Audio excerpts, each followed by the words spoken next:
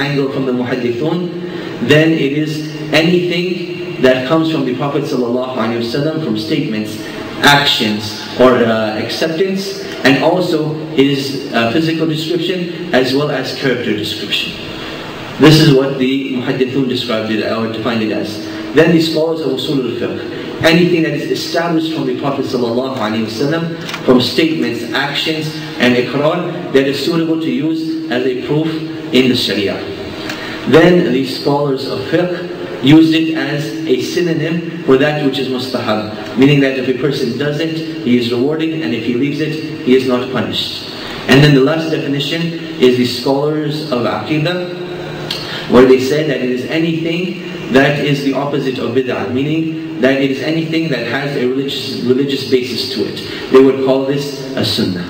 So these are the definitions of a sunnah, depending on the angle that you look at it from.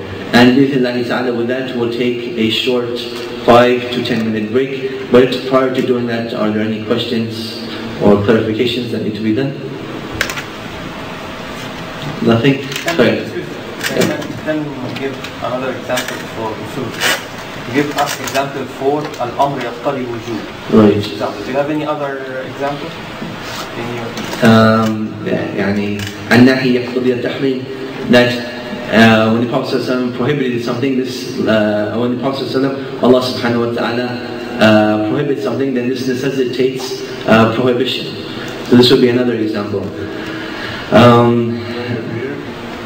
That would be more towards fiqh. Like, how do we get to how do we understand that growing the beard is something which is obligatory? It's a command, wear your beard. Right, so this would be an example of how we use the rules of usul al-fiqh to derive the fiqh. So that's what it would be. But other rules that... Can I use la darar wa la dirar? No, this would be qawaid fiqhiyah.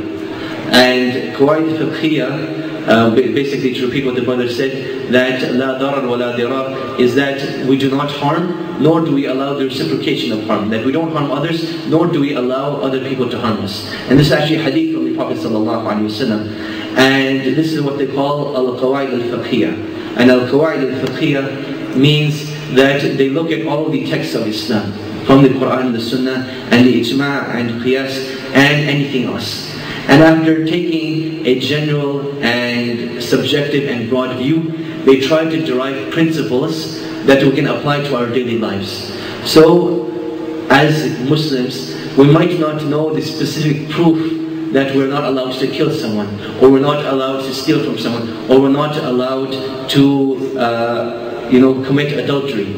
But if we understand general principles like la darar wa la dirar, meaning that we're not allowed to harm others, nor are we allowed the reciprocation of harm, we know that this is something that is accepted amongst the scholars. So this would also be considered a proof that the scholars derive this as a rule, and we can just use these rules to know that which is halal and that which is haram.